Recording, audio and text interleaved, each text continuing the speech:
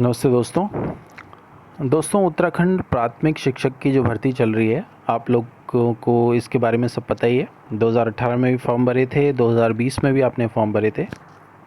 काफ़ी कैंडिडेट बहुत परेशान थे इस भर्ती के चक्कर में, क्योंकि ये भर्ती पूरी नहीं हो पा रही थी।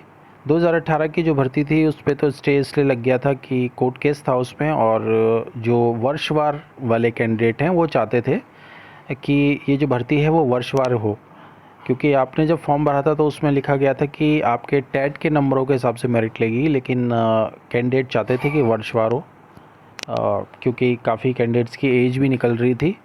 तो खैर ये एक अलग मुद्दा था 2018 वाला। बाद में इससे स्टे हटा और भर्ती प्रक्रिया आगे चली। फिर 2020 वाली में जो आपने फॉर्म भरे थे उस पर स्टे लग गया, क्योंकि एनएस के कैंडिडेट भी फॉर्म भरने के योग्य हो गए थे उस समय, और उन्होंने फॉर्म भरा। और बीएड वालों ने फिर केस करा और भर्ती पे जो जियो था उसे निरस्त करवाया। लेकिन फिर आप जानते हैं कि कोर्ट ने इंतरिम ऑर्डर के द्वारा जो सचिव जी का जो ऑर्डर था उसको निरस्त कर दिया, और कोर्ट ने कहा कि ये भर्ती प्रक्रिया चलती रहेगी, लेकिन जो जजमेंट है फाइनल वो कोर्ट के अधीन रहेगा। ओके, अब ये भर्ती प्रक्रिया के बारे में आगे क्या हो रहा है ये मैं आपको बता रहा हूँ।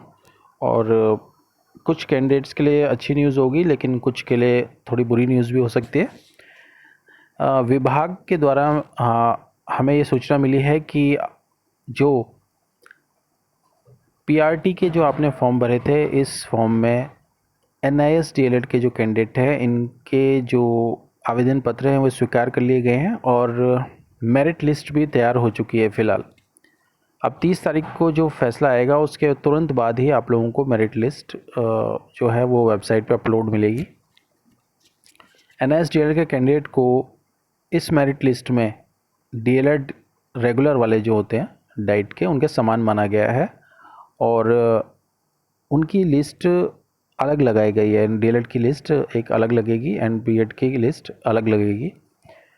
तो सबसे पहले तो एनआईएस डीएलएड के जो कैंडिडेट हैं उनके लिए ये बहुत अच्छी न्यूज़ है कि उनको इस भर्ती प्रक्रिया में मेरिट में ले लिया गया है, और बिल्कुल जिन्होंने फॉर्म भरा था लगभग कैंडिडेट्स इस भर्ती प्रक्रिया में हो जाएंगे।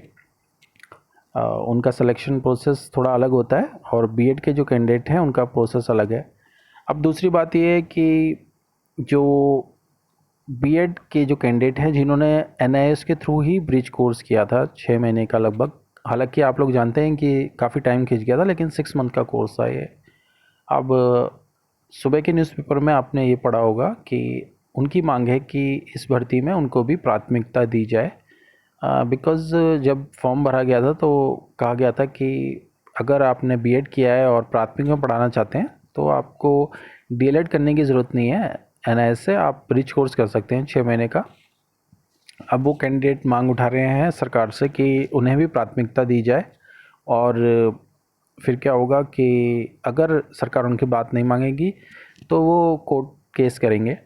हालांकि ये देखने वाली बात होगी कोर्ट इसके उनकी मांगों को यानी उनके केस को एक्सेप्ट करता है या नहीं करता। इसकी संभावना बहुत ही कम है कि वो एक्सेप्ट किया जाएगा ब्रिज कोर्स, क्योंकि ये डिटेल में जब नियमावली आई है तो डिटेल में आपने देखा होगा विज्ञप्ति में साफ लिखा हुआ है कि ज्वाइनिंग के 2 साल के अंदर आपको 6 महीने का ब्रिज कोर्स करना होगा अगर आपने बीएड किया है। ओके, तो ये तो आप जानते हैं पहले से। तो अब फ़िलहाल के लिए न्यूज़ यही है कि एनआईएस डीएलएड के जो कैंडिडेट हैं उनको इस भर्ती में लिस्ट में इंक्लूड कर लिया गया है एज अ डीएलएड कैंडिडेट। तो अब एनआईएस के कैंडिडेट को घबराने की ज़रूरत नहीं है, भर्ती प्रक्रिया में उनको ले लिया गया है। 30 तारीख को जैसे ही ऑर्डर आएगा हाई कोर्ट से, आप लोगों को लगभग 1 हफ्ते के अंदर ही लिस्ट वेबसाइट पे अपलोड मिलेगी। ठीक है, धन्यवाद आपका।